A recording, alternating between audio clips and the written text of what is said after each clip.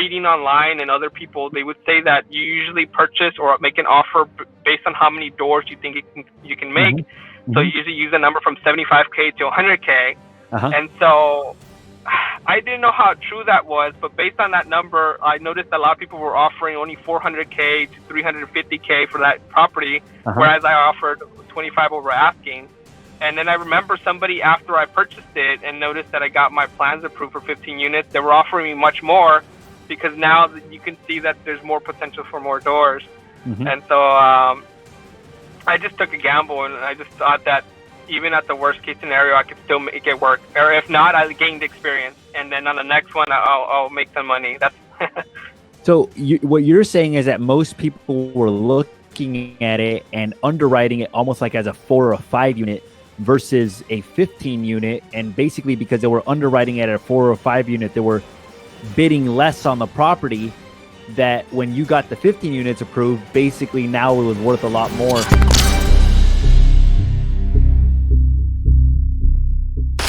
Hi, everybody. This is Jose Luis Morales. Welcome back to the Morales Group Show. This is episode number 45. Today, we have a very special guest. His name is Francis Moreno. He works for Urban Pacific as a project manager. And today, he is going to be educating us on the process from start to finish on how to build a multi-unit / condo project.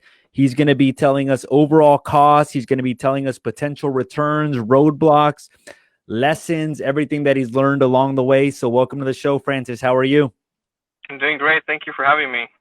Of course, man. I'm really excited about this one. So for the viewers out there, the way I came across Francis is I came across him on Instagram, and he actually educates people on start to finish on how to do it. And I just noticed that his attention to detail was just phenomenal. So I basically started following him, started learning from him, and I felt that he'd be a good person for the show. So welcome to the show, Francis. How are you?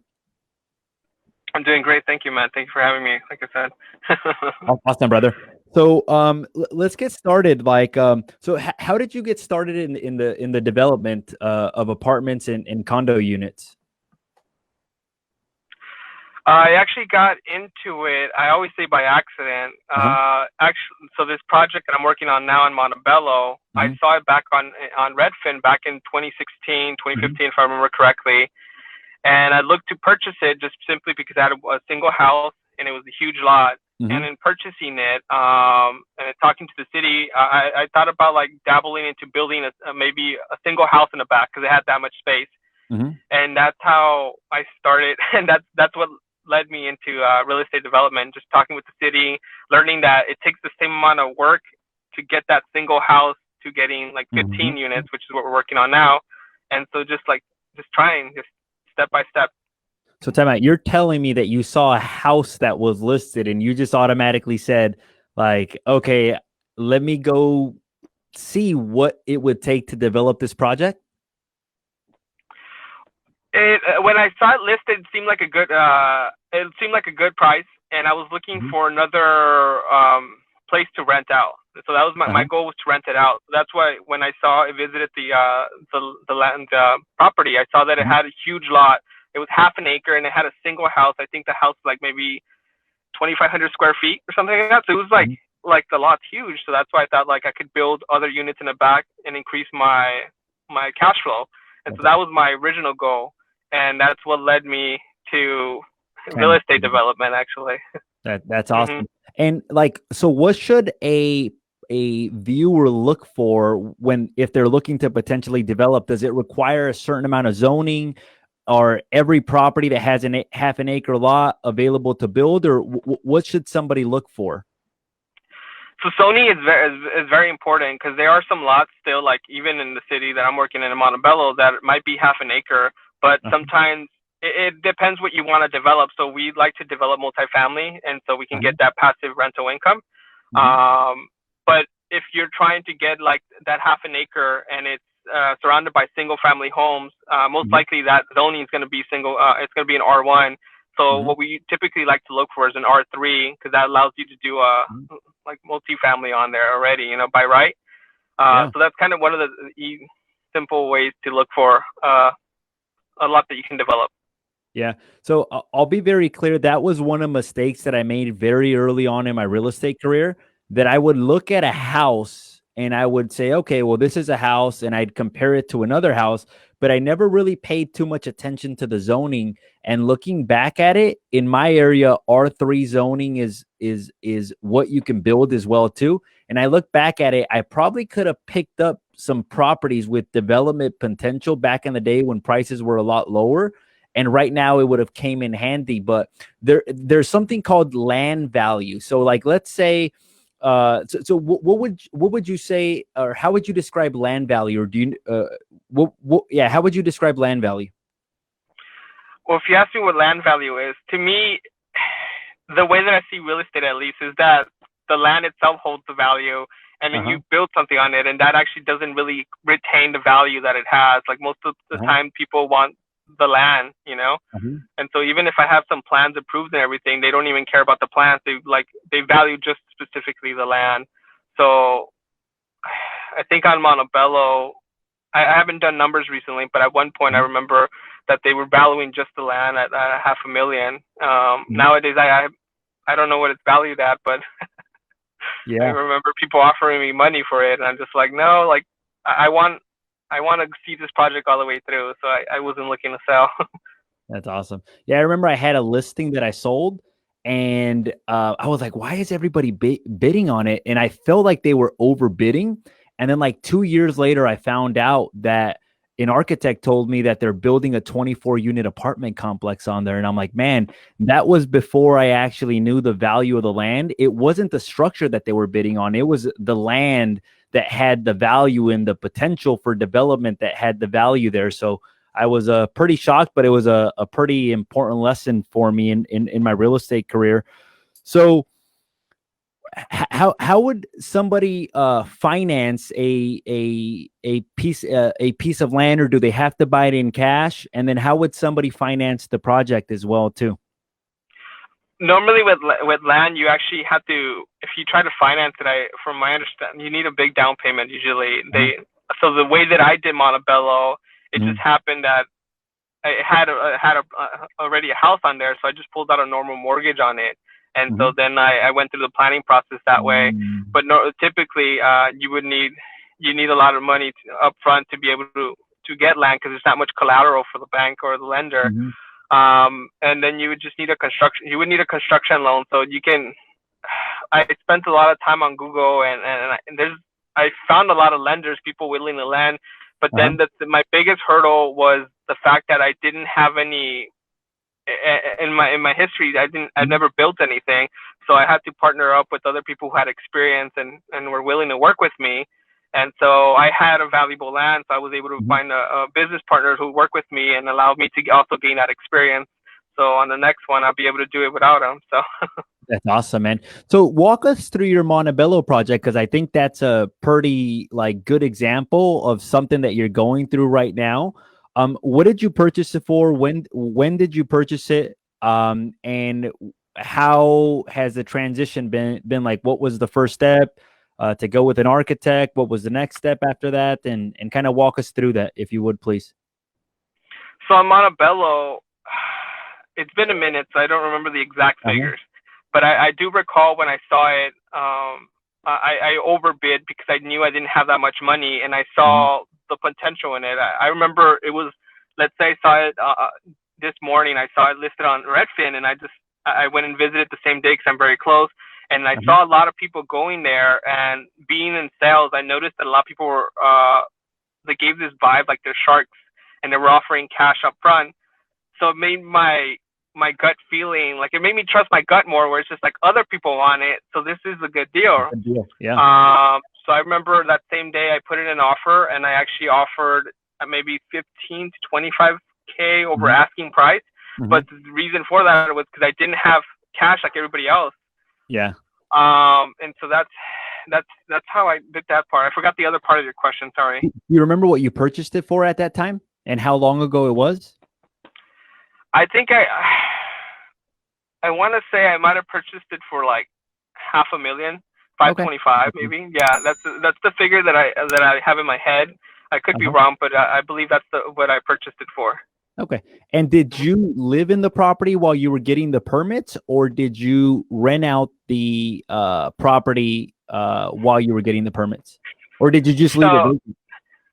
So no, I actually did rent it as is. I had roommates, so I did live in it for a while, and so I also had roommates, just because of the fact that being that I was a little bit experienced, I wasn't sure what kind of trouble I could get if I rented it out as is.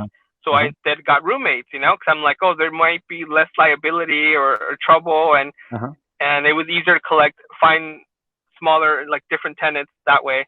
And so during the time, I remember my mortgage payment, because I ended up actually having to take out a hard money loan due to the condition of the property. Oh, wow. And I remember the mortgage payment was like something like $3,700, and even with the roommates and everything that I had, I was only pulling in like $2,900. So I was always, every month I had to come up with $800, and that's what I did during the whole process of getting it permitted and plan checked and everything. As far as I know, you mentioned as far as finding an architect. With an architect, I just looked through Google and Instagram, and I saw whoever wanted to meet with me, and I essentially went with someone who I felt was honest and transparent and willing to work at my level, because I also bumped into a lot of people who expect you to know certain things already, or they gave me this vibe like they weren't going to work with me, or if they were going to take advantage of me, So that's the way that I chose my architect at the time. It was someone who saw where I was and was willing to work with me. Okay, so you found them on Instagram, you talked to them, interviewed them, met with a couple of different people, and that's how you ended up selecting that process. Was it the architect that let you know what you could build on there, or did you end up going to the city personally and kind of talking to them? And did you do that before you closed escrow on the property, or did you do that after you closed escrow on the property? I did that before I closed escrow, after I put in an offer. So because my intention was to build, to see if I could build maybe a triplex or a duplex, to get more rental. And in talking with the city, that's where I started researching more about the zoning and what I was allowed to build. And I told them my intentions. And then in talking with them, they were willing to allow me to build actually 20 units on that property. But the thing is, I needed to go to in front of the city council and everything, and so the residents can vote on it and everything. So just me asking questions allowed me to see what the next step was. And sometimes maybe I didn't know what it is, but I already had a word to it that I can look up and see the definition and just kind of figure it out. And if there were certain things that I couldn't really wrap my head around it, by that time I did have my architect to help me out in taking those steps. But essentially, it was me just doing research, figuring out, seeing that I had the potential to build 20 units, and that's what drove me even more. It's just like, oh, there's a possibility. Let's go for it. So you basically saw a house, said, hey, man, I like this house. There's a possibility to build a lot more units on it, so I'm going to basically go for it, essentially, and took a little bit of a risk, but you had done some homework on it, so it was more of a calculated risk. Let me ask you this. Does the property, the Montebello property, does it have other multi-units around it already that you kind of saw and said, oh, wow, well, they have multi-unit right there. It's very likely that I'm going to build multi-unit? Or was it just like in a strictly residential property and you kind of just had the idea to build multi-unit on there? So across the street, there's actually a rental apartment that I thought that I could duplicate, I also did consider the fact that I'm near like commercial or Main Street. So I thought that increased my chances of getting my project approved. And my backup plan was that by right, because I was R3, I could build a triplex already in the back. So I thought like, hey, worst case scenario, I can build 3 new units and then rentals out. But going back to a different, you mentioned about the land value. At the time, reading online and other people, they would say that you usually purchase or make an offer based on how many doors you think you can make. So you usually use a number from 75K to 100K. And so I didn't know how true that was, but based on that number, I noticed a lot of people were offering only 400K to 350K for that property, whereas I offered 25 over asking. And then I remember somebody after I purchased it and noticed that I got my plans approved for 15 units. They were offering me much more because now you can see that there's more potential for more doors. And so I just took a gamble, and I just thought that even at the worst case scenario, I could still make it work. Or if not, I gained experience, and then on the next one, I'll make some money. That's So what you're saying is that most people were looking at it and underwriting it almost like as a 4 or a 5 unit versus a 15 unit, and basically because they were underwriting it at a 4 or 5 unit, they were bidding less on the property. That when you got the 15 units approved, basically now it was worth a lot more. So right. Yeah, that's awesome, man. Good for you on that. Now, what was the so how long did it take to get your plans approved from the time that you submitted the plans to the time that you got them stamped? It actually took me about 1.5 to 2 years, and one is due to my inexperience, and the other one was due to the fact that I actually went into a lawsuit. I got sued in the middle of that. I actually went to 2 lawsuits over that property. I had to sell my first property to survive that lawsuit, and that held me up. They put a lien on it, and so it took. I think if I'd have to do it again, it'd probably take me 6 months to maybe 12 months, if I had to say, you know. But it did take me about 1.5 to 2 years, just because of the fact that I was facing a lawsuit, other situations. But now, are you able to talk on some of the details as to why you got sued on that lawsuit, or is that something that? No, yeah, definitely. All right, yeah, so, this could be a lesson for everybody. At the time, I was looking. At the time, I was also in logistics, so I did. I helped out at a shipping company, and so we did a lot of importing, exporting. And with that, I met someone who was from China who was interested in moving over. And one of the ways that they can get a visa is if they invest money, they can eventually get a visa rewarded to them. So they heard that I was doing a development, and then they mentioned that, oh, their family comes from real estate developers. They know this and that, and architects, and they can make my 15 units to 40 units. And so that sounded great to me and everything. So she invested some money into the project. And then when we started changing direction, I noticed that someone who I thought or should have been the expert didn't seem like it's like if I could tell that your ideas, they weren't really grounded in reality, like some of the things that she was throwing out in the meetings. And then I remember that a month later, after that, she all of a sudden wanted to pull out, wanted her money back, and then immediately within 2 days of asking me for her money back, she withdrew the money that we had in a shared account, and then she used that money to sue me. And wow. So that's how I got in the lawsuit and everything. And it took a year, maybe I think I want to say it took about a year for me to settle the lawsuit. And it felt at the time like a defeat, because to me, settling sounds like in a way I was admitting or that they were in the right or something. Because I had contracts that essentially showed that she had no right to sue me, and I never was dishonest or anything, but just simply because they had more money and they could keep suing me, it didn't matter that I had a contract, you know. It didn't matter that and so I actually had a judge who was who really helped me out and everything, and saw the case and actually fought for me, and saw how these people were essentially trying to scam me, you know. And so we ended up having to settle. So even after that, I had to pay them about $150,000. Had to make that over monthly payments, and just to get them to stop suing me. And so that's why at the time it seemed like it's such a defeat, you know, because I felt like I was paying my bully $150,000 so you can stop bullying me. But looking back now, it's just no, it was a great lesson. Because of that, I actually went through my LLC agreements and everything, and I read everything. I was essentially a junior lawyer. Learned so much. Yeah. Some of the things that happen sometimes are some of the best lessons. So about how much would you say that the plans to get the 15 unit approved cost? I want to say maybe just the plans themselves. I guess it depends. Like if you're talking about just paying the architect or just paying the plans themselves for the city. But like for example, from the city, I remember I think it cost me like 90,000 to pay for the plans and everything and the plan check. But then there's still other separate permits that you still have to get even after you got your plans. You know, that you have to do. You're probably looking in like 150 somewhere around there, or is that still? Yeah, like 150, 175. Yeah, with all the permits and everything. Honestly, that would include architect and basically permits and everything like that.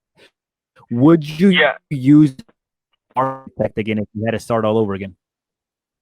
I'm sorry, what was that? If I had to start all over again, what? Would you use the same architect if you had to start all over again? Or is there anything that you would look for differently in an architect? If I had to start all over again and I was in the same spot, I actually would use the same architect because they got me to where I am. But I actually switched architects. Once it's a little backstory. I actually, when I got Montebello approved, I got it approved for 17 units. Wow. I couldn't get a loan, so I had to look for a business partner. And the only way I can make that deal work was if I did 15 units and I also had to change architect. And I could see now that it was a good choice to change architect because my architect was a little expensive. But to me, it was worth the price because he had the experience of not just an architect, but a civil engineer. He was very resourceful and helped me get to where I was. So even though it was a little more, it's just like it was worth it. Like to me, it was. But this other architect we're using now is much more cheaper, I guess, more cost effective. But you have to drive him now. So now that I have the experience to be able to drive him, it's just like, okay, now it makes sense to use this other architect. That's awesome. So you said that you had a home before you purchased this one. So was this your first investment project? Like, do you own any other rentals at that time when you bought this property, or was this like the first investment property that you owned? That was going to be like my second investment property. So my first home, I purchased it back in El Sereno when I was 21. It was a triplex, and I thought it was the worst decision I've ever made. I was in escrow for 90 days. I remember having breakdowns because every time escrow was being extended and they found something wrong with the property, I'm just like, and I remember telling my real estate agent, like, you got to get me out. Like, I don't care if I lose my deposit. Like, I got to get out. But it was like, it was just so much anxiety, but it was great. Like, it led me down this road, and it was I purchased it for like $300,000 in El Sereno. I did some. What year was this when you purchased it for 300? Maybe 2014. Okay. Yeah, 2014, I think. Yeah, nice. Yeah. And I essentially, when I purchased it, I didn't know what to do, like I didn't have anybody in real estate, and now I own a home and I have a mortgage payment to do. And as soon as escrow closed, all the tenants wanted to leave except for one. So I had 2 vacant units. So I just started taking it step by step, and I noticed that when I would look, I was looking for a place to rent myself, and I noticed a lot of people, when they're renting their place, it looks like the person still lives there. The walls are stained, it's dirty, there's roaches and everything. So I thought, like, I wouldn't be proud to show that on the market. So I want to make my unit something that I would at least live in, or consider living in. So I did new floorings, new paint and everything. And because of that, it allowed me to get higher rent. And then, and it was making really good money. I think at one point my mortgage payment was probably like $2,100, I want to say. And then I was bringing in like close to $4,000 a month. And so I was making money, and that's how that allowed me to get into Montebello, And it was, I want to say it was an accident, but yeah, it was good though. But what I'm hearing from you is a little bit of buyer's remorse when you were in escrow, and it's totally natural because you tend to want to make the right decision, and sometimes it leads to a little bit of nervousness, especially if you didn't have anybody that had done it in your family before, So it's totally natural. So let's go from the point that you got the plans approved. I know that you ended up getting a partner on the deal now. What did that process look like after that? So once I got the plans approved, I was looking to get financing, a construction loan. And so I also looked to get some investors because I knew I needed a down payment. So in talking with friends, and due to the fact that I was in sales, I had different connections and just like pitching to them.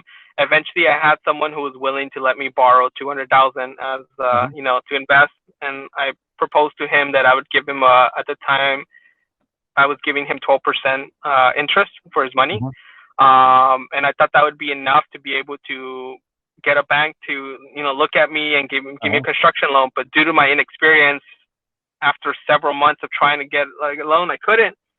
So then I started considering of selling, and there was this guy offering me, I think, like almost $1 million, like $970,000 for my project, and I valued it at 1.5, 1.4, even 1.2. Like it's just like, hey.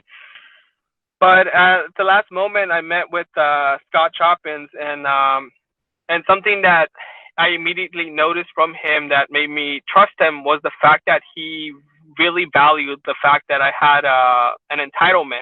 So I noticed when I would talk to other people, they didn't know what an entitlement was.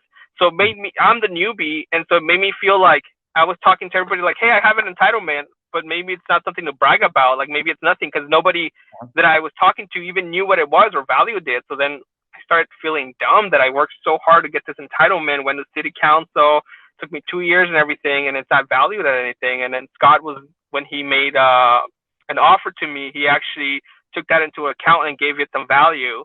And so because of that fact, it made me start trusting him. And I ended up dipping out of going and selling the project at $1 million to working with him instead. And because he also was willing to be my partner, and that would allow me to gain the experience that I'm seeking. Because even if I got the money, the problem that I kept explaining to other people is like, oh, sure, I got the money, but then when I go and try to do this again, I'm going to have this roadblock again. So I'm not really looking to exit. I want to see this through, even if it means like I don't get any money or maybe just break even. Like I want the experience because that's going to open up doors for me. And so, ding, ding, ding, the experience, man. That's awesome. So, the offer that you made to the first partner, that the 200,000, that didn't end up going through. It sounds like, or did you end up? That investor did actually. So he was giving, he essentially, he let me borrow 200,000, and he would be an investor, and that would allow me to build the project, and then I would pay him back his money plus his interest. So that 200,000 was runway for me, essentially. It allowed me to keep the project alive, make those monthly payments and everything. Because I believe, if I'm not mistaken, I also quit my job because I wanted to do this full time. Because I thought like, hey, like if I want to make this work, I have to leave my job. I can't be 1 foot in, 1 foot out. And then that also felt like the worst decision ever too, because I was like, God, what did I do? I worked at Samsung. I had such a sweet job, it had such great benefits, and then but it worked out. That's awesome, man. It worked out. Let me ask you this: how did you pay for the plans, or did you just have that money, or did you finance a portion of it? Because I know that we talked about potentially 100 to 150,000, or did that come from the sale from the triplex that you had? Some of it came from the sale of the triplex. Some of it came from that same investor. The first time he invested with me was only $50,000, and I was only paying enough to do the plan check. Because then at the end, after you do your plan check, you have to pay for the permit. So then once they were approved and everything, I kind of let that on hold, and I would pay that later. So I was only investing as much as I needed to just to keep the project moving forward. So once I had actually my plans approved, I still didn't have my permit technically because I hadn't paid for it, but it was approved, So that was kind of what I was also telling other investors, like, hey, once I get the money, like I'll be able to pay for it and it's approved. So it was through investors that I was able to source that money. I also had some of that in savings, and then some of it came from the sale of my first home. So, like, let's say somebody is getting into development as well too, and they're looking for partners. What advice would you give to them, and what do's and don'ts would you recommend to them when looking for partners to invest with? What do's and don'ts? I feel that my experience was that you have to have something of value to them for them to like essentially what I was saying before. I noticed that the investors or partners I work with now, it either works for them or it doesn't. So if you don't have something of value to them, they won't even spend the time to make the deal work for them. And so and then it also sometimes every partner or every business person has different criteria of what they consider what's a good deal. Because I went through so many people and nobody liked my entitlement, and it wasn't until finally I met with Scott, who was the only one that saw value in that. You know, it fit what his portfolio is, you know, what he likes to develop, and it just it worked, you know. And it was discouraging because I was getting so many no's and so many people not willing to work with me that I thought like, oh, I'll never find someone to work with me. I'm inexperienced. Apparently I have something that's not valuable, you know. So it's just like, I guess I have to sell it. But after keeping at it, you know, eventually found someone that found value and was willing to spend their time to work with me. Yeah. And were you reaching out to these people, or were these people reaching out to you? And if you were reaching out to them, where were you finding them? It was both. So all the people reaching out to me just wanted to buy me out. And the people I was reaching out to, I wanted to partner up. And some of them weren't willing to spend too much time with me because you would look at my pro formas and my pro formas weren't the best. You know, I've never done one in my life. So I was using just Excel and whatever I found on Google, make it work. And look, the project's feasible, right? And I found those people on bigger pockets. It's that's where I found a lot of people and a lot of networking. I also found events there like that I used to go to, and from there I would talk to people and try to network and try to find people. And that's how I eventually found Scott. You know, took a couple weeks, took a couple months actually. It's funny because most people look at success like just like a straight line, or like when somebody achieves something great, but it's probably like twisting. More like for me, it felt like a flat line. Even at points, it's just like I'm dipping down, losing money here. And then all of a sudden I found this person and just like, damn, like now we can make it work. We can move forward. And it's because of him that I started working with him that I have more projects under my belt now. So Montebello was my first development, but due to the lawsuits and then we changed direction of it, within the time of me now trying to complete it, I've done 3 other projects in the city of Long Beach and 1 in Fullerton. And so now I have all that experience that I can apply to my first project or my 4th project, you know. It's pretty exciting. It's Yeah, that's awesome, man. Congratulations. And okay, so once you start the building process, what does that look like now? So all right, you found the money, you have the plans already. Is the building process easier than the plan process, or is it kind of equally as difficult? And what does that look like? With the build process, it's a different challenge because it's the way that we build, or at least the way that I'm building, is I get different subcontractors. So sometimes there's friction in between them, or there's also some gray areas where a contractor won't start his work. So this contractor does this certain work, but this contractor is saying like, hey, that's not part of my work. So now you have like this gap that you need to sort out, you know? And so sometimes it feels like I'm babysitting, or I'm going on there and I'm like, come on guys, like, let's get along and let's try to bridge this gap. It's also up to me sometimes to get the timing right, to make sure that this subcontractor is going out after this one, to make sure that we're staying on schedule and everything. So it's a different challenge, you know.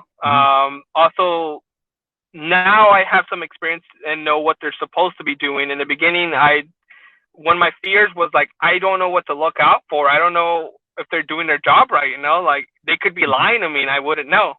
And so that was one of my other fears. So in talking to different contractors and also feeling them out, essentially, that's how I chose with someone to work with. And now we've been working with him. This is the 4th project we're working with him now, you know. And so we still have a few subcontractors that we are still, you know, trying out. But yeah. So essentially, I almost get the feeling that you feel people out, and if you are able to earn a certain level of trust, then obviously you start working with them. But essentially, if you kind of get a vibe like they're trying to take advantage of the situation, or they don't give you a good feeling, then essentially you don't. Do you ever look at the track records or like at previous jobs that they've done or anything like that to make your decision as to who to work with or recommendations? That'd probably be smart to do.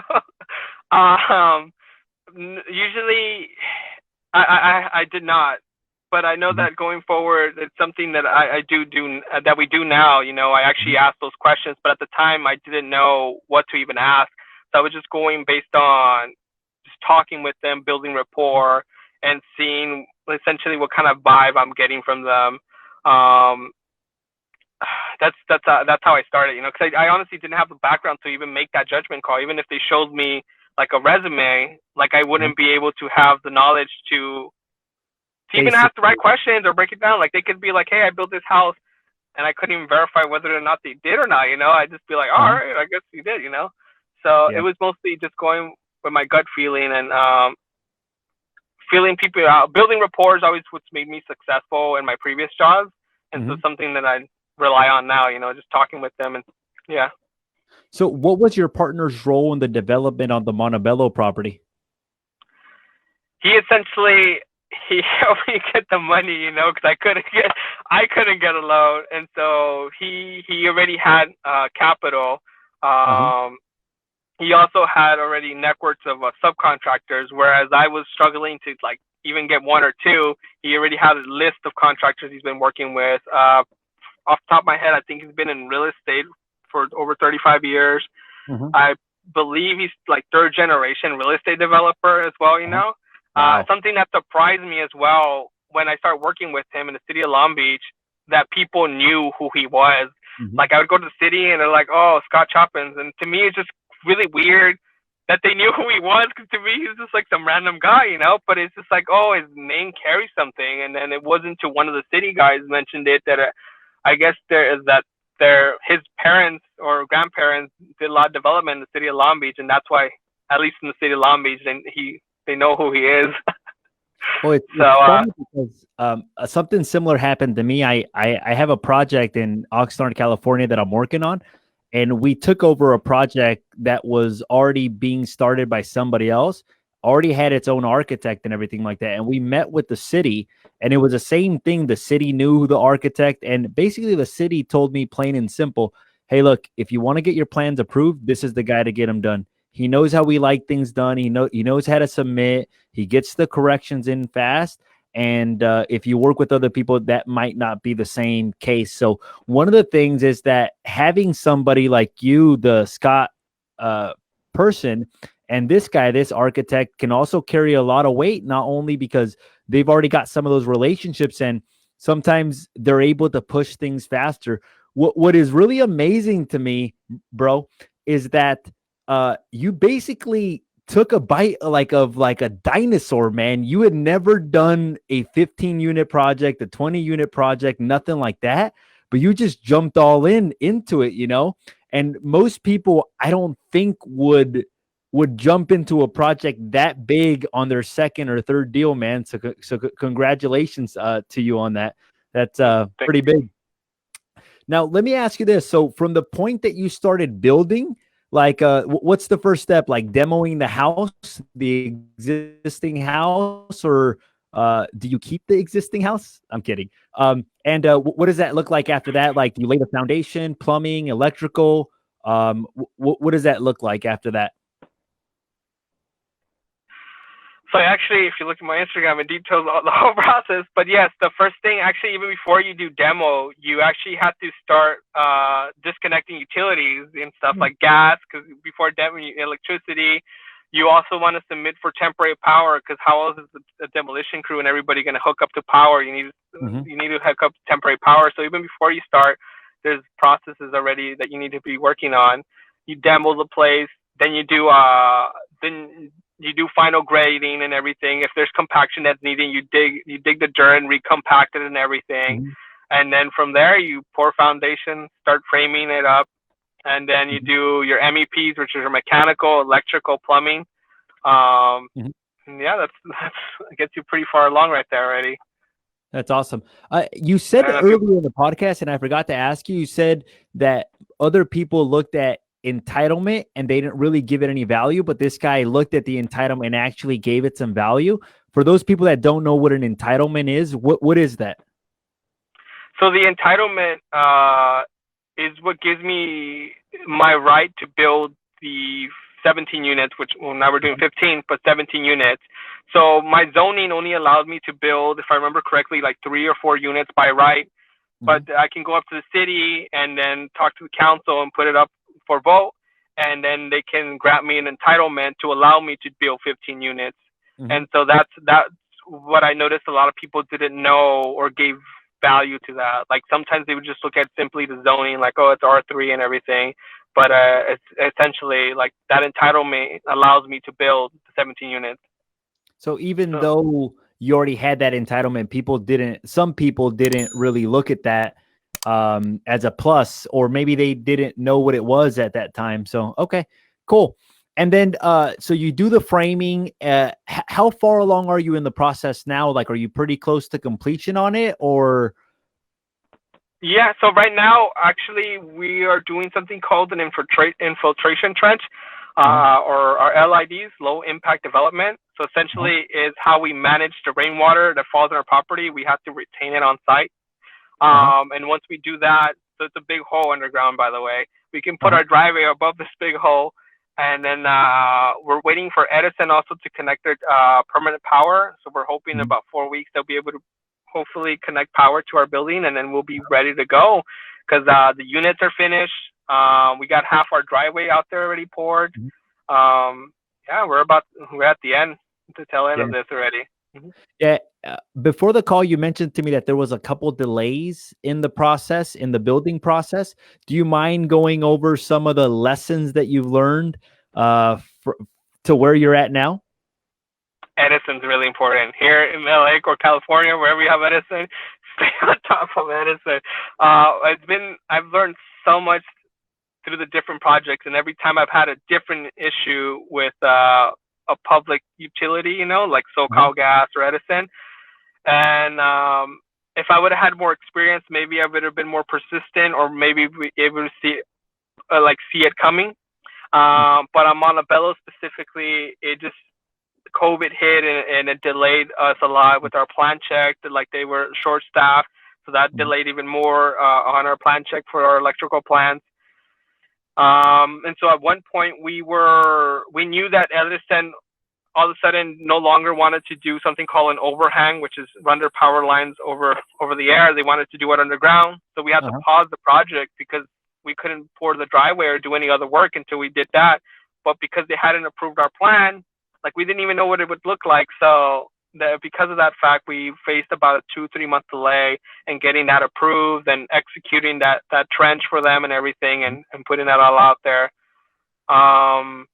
And other delays that we did have were with materials.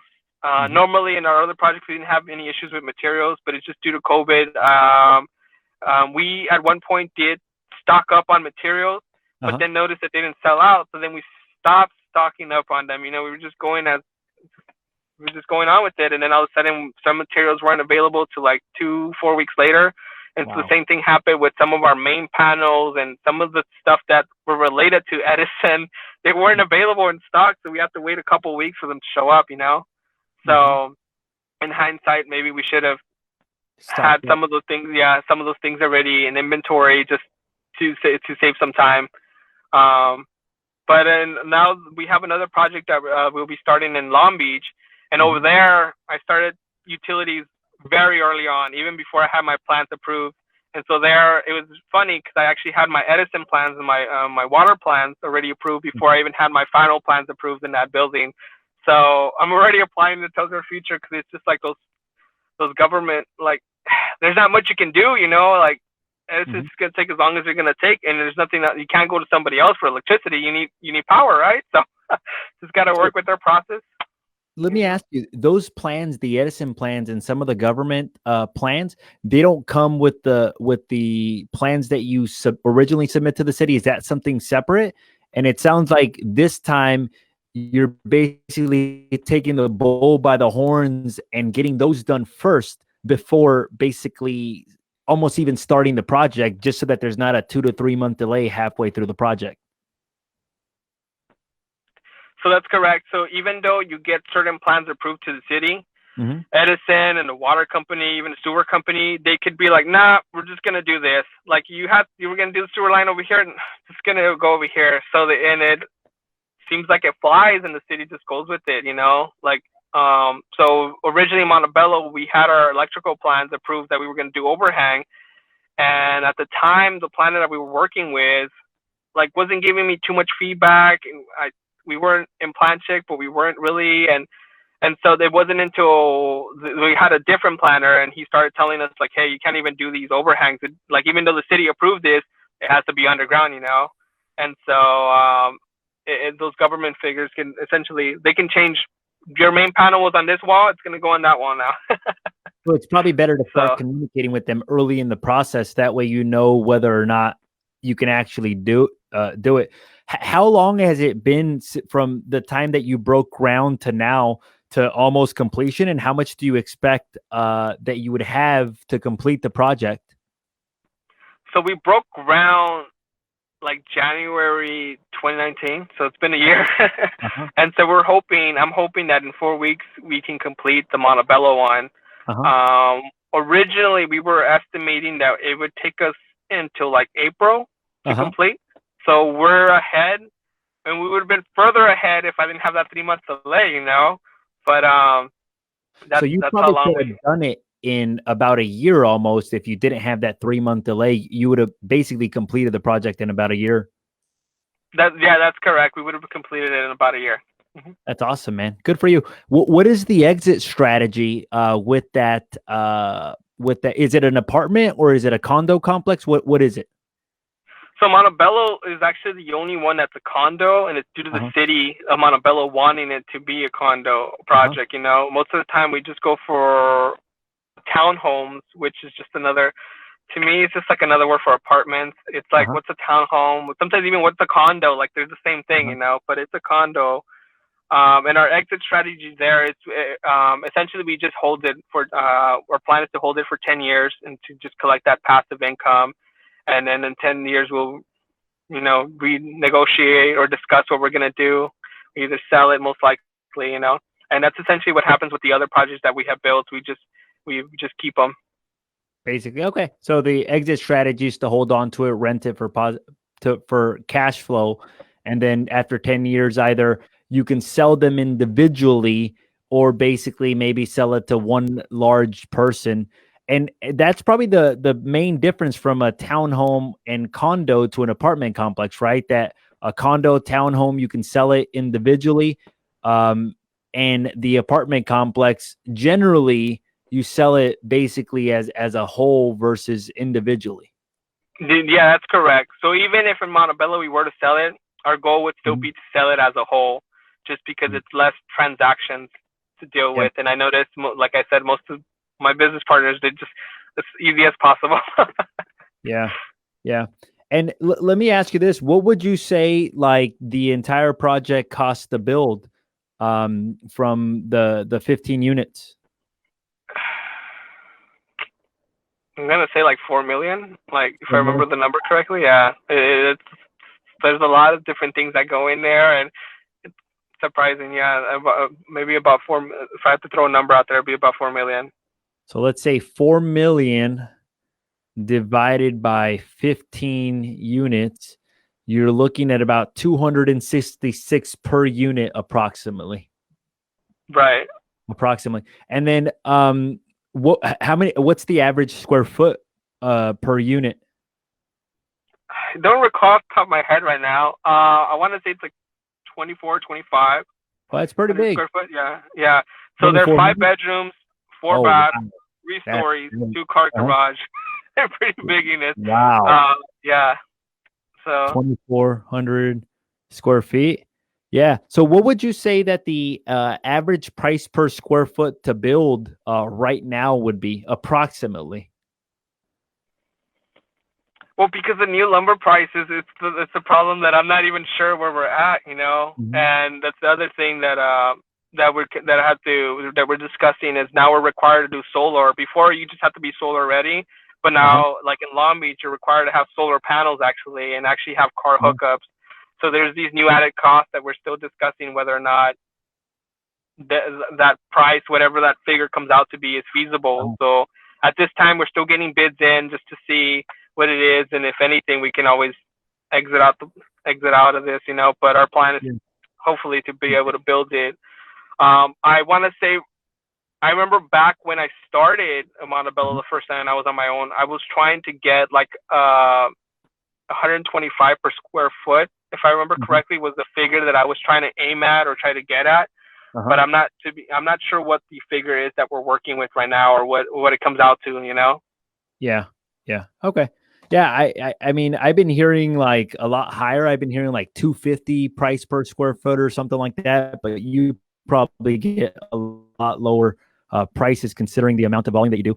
Now, let me ask you this. The other projects that you are building in Long Beach and some of the other ones that you completed, are those condo units as well too, or are those apartment complexes? They're townhomes. They're not condos. Okay. It just depends on what that people like to use, but they're not condos. So the thing that we actually prefer not to do condos, because insurances actually get hung up on the condos, and they require you to have extra liability, because I guess there's this thing that you can do that the new owners can sue the developers within 10 years if there's any defects. I don't remember the name of that lawsuit of the people do, and so because of that, we like to avoid doing condos.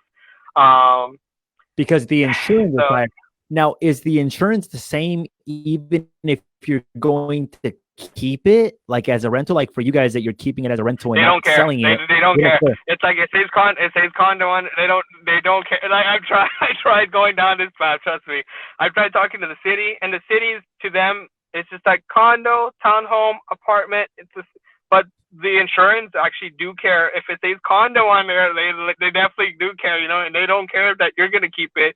It's like, it says condo, and we're not gonna take that risk that you may actually sell it, and then they be liable, and they not be liable. So, so basically, it sounds like the insurance, if you're holding on to a condo or townhome development, is higher in the first 10 years because of that potential liability where a homeowner, if something isn't built to standard, can basically sue the builder.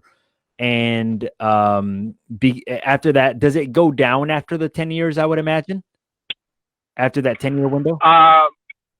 From my understanding, it does, yes. Yes. Because after that, you can't be, after 10 years, you're no longer liable. You no longer have to carry that insurance. Yeah. Now, how does the process from a condo or townhome differ to an apartment complex, or is it basically the same exact thing? The only difference is just the name.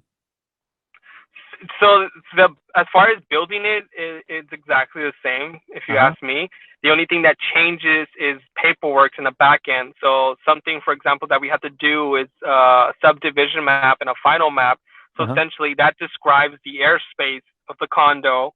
And I also get submitted that because of that also submits different APNs to each of the buildings, so then you can sell them individually. Whereas if it was just apartments or townhomes, we wouldn't have to do that paperwork or that process or pay for those permits. So it saves you time, it saves you that extra permits, and it also saves you on insurance if you just don't do condos, Which are easier to finance, a condo or an apartment? Apartment and townhomes, actually. Why? Because cost is also, building cost is cheaper, because now that we have to build condos, our subcontractors also have to carry a special insurance. So there were some subcontractors that we actually liked working with in previous projects, but we couldn't work with them because their insurance provider or carrier wouldn't issue them or wouldn't allow them to work on that project. And so knowing that, in the future, I would try to fight that battle more. It's just due to the fact that my inexperience when I got my entitlement, I didn't really know that at the time. So I didn't mind a condo. And my exit strategy at the time was like, if I get in hot water, I can sell them individually. So I saw it as a plus.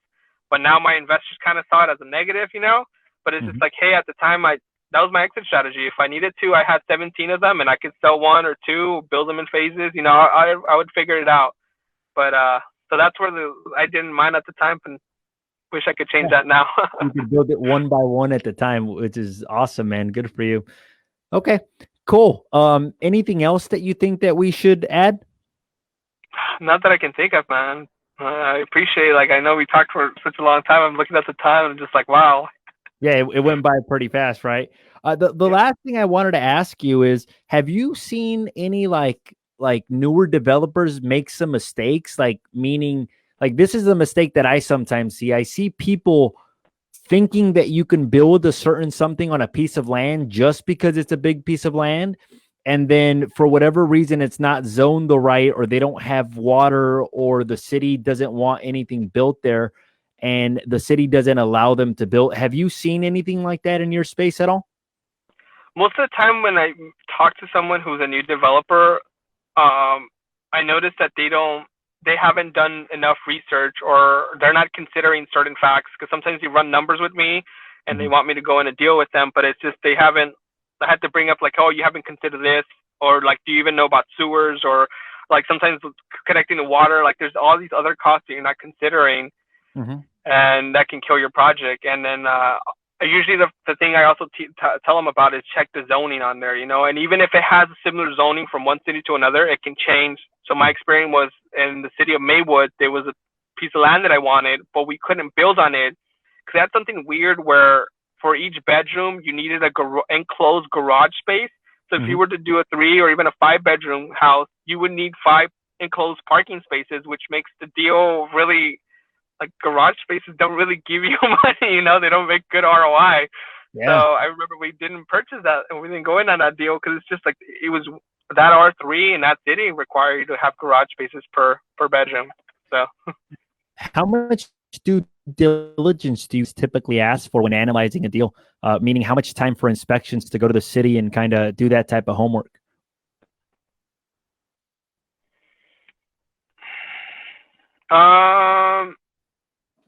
Me personally, I normally ask about 15 days, is what I would ask for.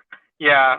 Right now, since I'm working with my business partner, I tend to let him choose that. And sometimes I notice that, like, most of the time he just wants a soils report, a geotechnicals report, like stuff. Like, he doesn't even care about the house, like if it has a house, like he just cares what's going on in the land and what's going on there, So he would ask very few days. Is there anything that people should look out for on a geological report or a soils report that would be a deal killer? I know that, like, if it's been contaminated with something hazardous, I understand that could be very expensive. Like getting the dirt clean and everything, and and then that also requires you to do extra reports. I already think one soils report's expensive, and then there's apparently 3 different ones that you might be required to do, and so I feel like it's definitely worth doing your due diligence. Like checking to make sure there's like even sometimes, like, if you knew that there was a gas station there before or something, like that could be a big red flag, but sometimes it's not as big as that. Like, just do your soils report, do the basic stuff, because it can save you a lot of money down the line. Yeah. Do you have any rule of thumbs, like when somebody's analyzing a piece of land, as to what they could, how much they should pay to, and what cost they should be looking at? Meaning, like any rules of thumbs? Yeah. So right now I still use 80,000 per door. So you look at the zoning and you look at the neighborhood and everything, and then you kind of ballpark how many doors you can build, like 3 or 4, and then you multiply that by 80,000, and then that gives you your figure as how much it is. And usually that helps you. It's just very generic number, but it helps you already, like when you're gonna run the pro forma later on.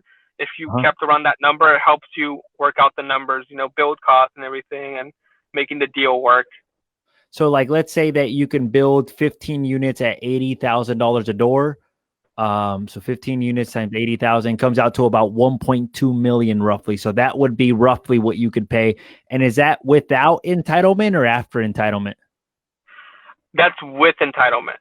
So yeah. So something else that I noticed that my business partners don't like to do is get an entitlement, because it's a very risky process.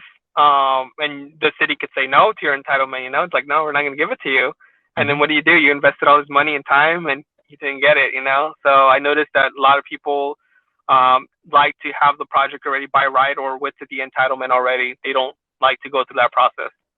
And there are even people that buy pieces of land, entitle them, don't ever build on them, sell them, and make a profit essentially on it, just because they were the one that went through the process. And it's a win-win for everybody, because the builder's happy because they don't have to go through the entitlement process, and the person that got the entitlements happy because they don't have to go through the building process, and they're making money. So essentially, that is a strategy as well too that you guys can use. Essentially, just know that there's a little bit more risk as well too, and that there's a chance that the city might deny your project. And there's also a chance, one thing that I've learned with the city is that they might say yes one day, and 2 weeks later something might change, and they may say no. So essentially, it's you want to be careful. City people can change, and that changes the whole atmosphere and the theme of the city, you know. So I've experienced it. So any tips that you would give to people when working with different cities?